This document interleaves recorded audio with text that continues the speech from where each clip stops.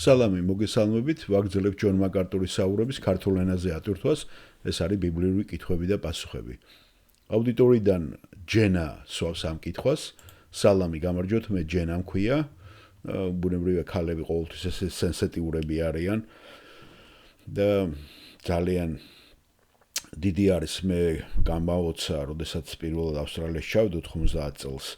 ჩვენ როდესაც გვიკითხავდნენ მაშინ ინგლისურ ენას სწავლობდით, მომიწია სტატისტიკის უბრალოდ მოსმენა, რომ ყველაზე მაღალი ახალგაზრდებში, თინეიჯერებში, ნინევიელებში სიკვდილიანობა იყო ავსტრალიაში. მე გავოცდი. ამ დროს მე ჩავდივარ მან პირდაპირ გაგებით განცდა მქონდა 6-4-ის, წარმოვიდგინეთ თურქეთში რო ვიყავი, იქ წვალობდით, მუშაობდით, კი დახმარებასაც გვაძლევდა გაერო, მაგრამ მაინც მუშაობა გვიწევდა და ძალიან ძნელი იყო სხვათა შორის მუშაობა, მით უმეტეს როცა თეფშებს რეცხავ სასადილოში, ქარხანაში, ქათმების დაჭრა, საწყობში, ყველაფერი მიწევდა. და უცებ ჩავდივარ ავსტრალიაში და კაი ხნის განმავლობაში მივდივარ ბანკში, როდესაც დავდექით აღრიცხვაზე სოციალურ დახმარების, ძალიან ადვილი იყო მაშინ და ძალიან ბევრი რიგები იყო ემიგრანტების და ძალიან კარგ თანხას გვაძლევდნენ. აი ისეთ თანხას, რომლითაც ქირაც შეგვეძლო ბინა მარტო მოგეხსნა, წარმოგიდგენიათ, მარტო ოჯახს მოგვეხსნა ქირა და საკვებზეც ყოფნოდა. იმდენი იყო დახმარება მაშინ. ახლა თანხას ვერ გავიხსენებ ზუსტად, მაგრამ ძალიან კაი დახმარება. ეხლაც მეგონი კაი დახმარება აქვთ. და არაფერი დიდი მოთხოვნა არ იყო. კვირაში ერთხელ თუ ორ კვირაში ერთხელ უნდა მისულიყავი და რომ ეძებდი სამსახურს და აღრიცხვაზე ყოფილიყავ. ან თუ სწავლას იწყებდი, სწავლის იმას წარადგენდი და უკვე აღარ გიწევდა მისვლა. თუ მთლიან განაკვეთზე სწავლობდი და ესე მისწავლეთ იმის 2 წელი. ენები, კურსები, რაღაცეები, თითქმის 2 წელი მე მგონი და მე დავიწყე მუშაობა.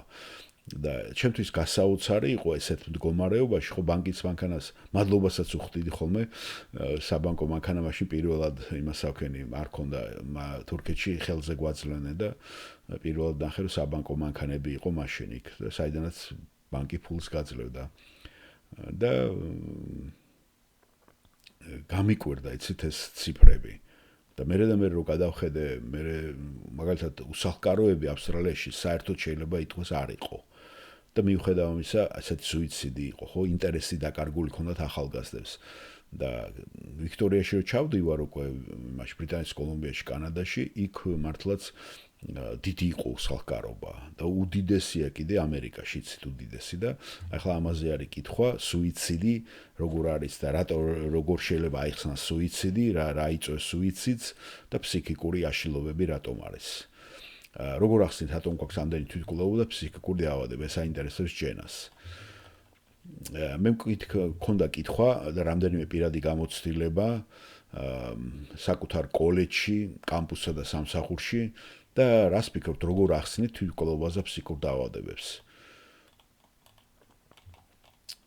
ჯონ მაკარტური პასუხობს.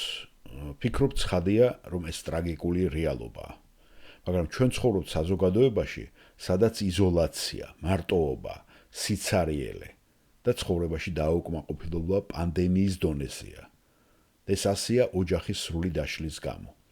ადამიანები უბრალოდ უკვე კუნძულები გახდნენ და მათ არ აქვთ უკვე მნიშვნელოვანი ურთიერთობები. მათ აქვთ სერიული ტიპის, რაღაც მოკლევადიანი ურთიერთობები, რომლებიც მათ ერთმანეთის მიყოლებით, მეორეს მიყოლებით, მესამის მიყოლებით იმადგაცრუებას იწვევენ. ერთიდან მეორეში კარბიან, მეორედან მესამეში, პერსონალურშიც და საზოგადოებრივ ურთიერთობებშიც. ფიქრობ, მარტო შენ ვერ გადარჩები და ჩვენ ამას ზუსტად ვასწავლით ეკლესიაში, რომ შენ ყველაზე მნიშვნელოვანი ადამიანი ხარ. და ყველანაირად, ხომ, შენ უნდა ეკუთვნოდე შენს ოჯახს და ასევე შენ უნდა ყოფდეს ერთმორწმუნე მეგობრების წრე. მაგრამ საზოგადოება თუ ხედავთ, ხომ, რას ასწავლის, რომ ადამიანი იყოს ამაყი, ადამიანი იყოს დამოუკიდებელი, არავისზე იყოს დამოუკიდებული და სწორედ ასეთი გაგებაა. და ეს კიდე სიკვდილის განაჩენია, როცა შენ ბავშვობიდან ადამიანს უნერგავ, რომ ის არის ყველაზე ჭკვიანი, ყველაზე მნიშვნელოვანი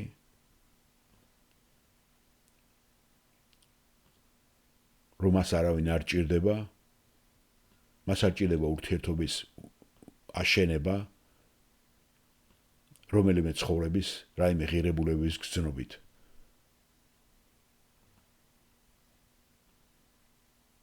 და თუ შენ არავინ აკყავს, ვიზეც ახარ დამოკიდებული და შენზე არიან დამოკიდებული, ვინც გიყვარს, ვინც გჭირდება, ვინც გიჭერს ხარს, ვინც გენდობა, გაგამდიდრებს, მაშინ ბუნებრივია ისმის კითხვა, რაღაცთვის უნდა ვიცხოვრო მე.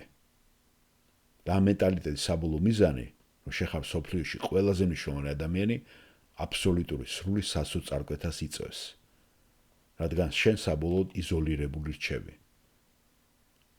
შენ იმდენად მნიშვნელოვანი ხდები, რომ ყველა ურთიერთობას ანადგურებ. და მთელი ბავშვების თაობა ხალხო ასეთ გარემოში, ასეთი მენტალიტეტი იზისდება. მათ არც კი იციან, რას ნიშნავს იყო დამოკიდებული და მნიშვნელოვანი ურთიერთობა კონდეს ადამიანთან. და როდესაც ისინი აღმოაჩენენ, რომ ისინი თურმე არ ყოფილან ესეთი მნიშვნელოვანი, როგორც უთხრეს, და ვერ გახდებიან ისინი რაც სურთ, ვერ გააკეთებენ იმას რაც უნდათ, ვერ მიაღწევენ იმას რაც სურდათ და იცით სიამაყე კატასტროფულია, რადგან სიამაყე ყველას ყველაფერს იაშორებს.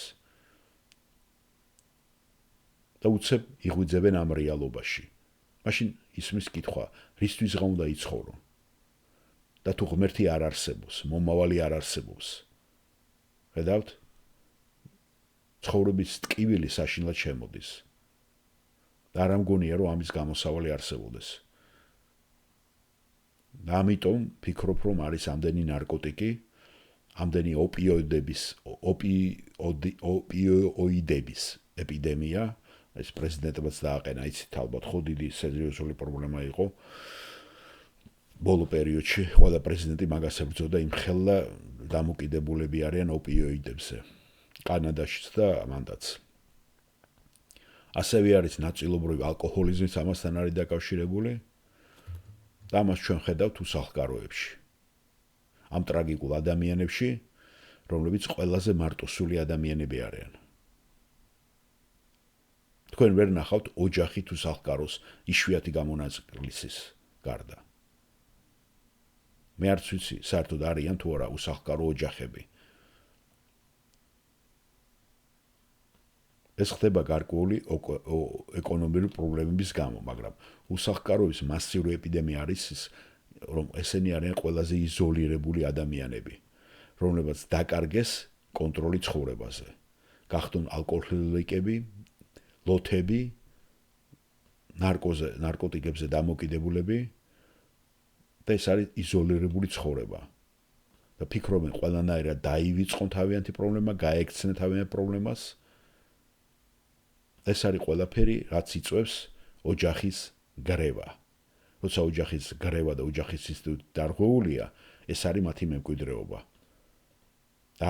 ამიტომ არ ამგონია, რომ ეს გაქრეს. ჩვენ კი გვინდა გამოვხატოთ თანაგრძნობა, მოწყალება ამ ადამიანებს მიმართ, ვინც ამას აკეთებს. ეს დამანგრეველი იმ ადამიანებისათვის, ვისაც შეიძლება ნაცნობი ან მეგობარი ვიღაცა ოჯახის წევრი აღმოჩნდება და ყავს ესეთ მდგომარეობაში. საკმაოდ იშვიათია, რომ ვინმე თავი მოიკლას, თუ ის მოსიყვარულ ოჯახშია გაზრდილი და მოსიყვარულ ურთიერთობაში იმყოფება. და ეს ურთიერთობა, რომელიც მათ აქვთ, ხო, ეს არის დისფუნქციური ურთიერთობა, სადაც რაიმე მნიშვნელოვანი ურთიერთობა აღარ არსებობს. და ბუნებრივია ეს იწვევს უკვე ადამიანების სიცოცხლის მოკლას. და მე მახსოვს წლების უკან, როდესაც UCLA-ში, კალიფორნიის უნივერსიტეტში, აქ ლოს-ანჯელესში ვსწავლობდი, ფსიქიკური ჯართონების განყოფილებაში რამდენიმე ადამიანთან საუბრობდი. რადგან იქ იყო გოგონა, რომელსაც მე ვიცნობდი და რომელმაც თვითკვლავობა სცადა. და ძირითადად მითხრეს, რომ ეს ძალიან ხშირად გამოწვეულია იმით, რომ ადამიანები ცდილობენ უდიდესი ტკივილი მიაყენონ მეორე ადამიანს, ვინც მათ გული ატკინაო. ხედავთ, ესეთი ფსიქიკა, რომ მე თავს მოვიკლავ და მე შენ ამ ტვირთით უნდა იცხოვრო. ეს არის სასოწარკვეთა, რომელიც ცხოვრების აზრიანი მოსიყვარული ურთიერთობის გარეშეა. და მე ფიქრობ, ასეთ საკითხებზე ჩვენ აუცილებლად უნდა დავფიქრდეთ, ვისაუბროთ და უნდა ვისაუბროთ ყველაზე მთავარი იმაზე, რომ ოჯახის ინსტიტუტი როგორი მნიშვნელოვანია. და ვინ ფარავლობს ოჯახის ინსტიტუტს? პირველი ყოველთვის იწყება ღმერთის უარყოფიდან და იმ ინსტიტუტების გრევით, რაც ღმერთს უკავშირდება. და ასევე მნიშვნელოვანი ინსტიტუტი არის ეკლესია, რომელიც უფრო ფართე ოჯახია და თქვენი ბუნებრივი ბირთვული ოჯახის გარდა არსებობს კიდევ დიდი ოჯახი, რომელიც სიყვარულსა და მზრუნველობას ავლენს, რასაც ჩვენ ვცდილობთ აქ ჩვენი მადლის სათემოს ეკლესიაში. კარგით?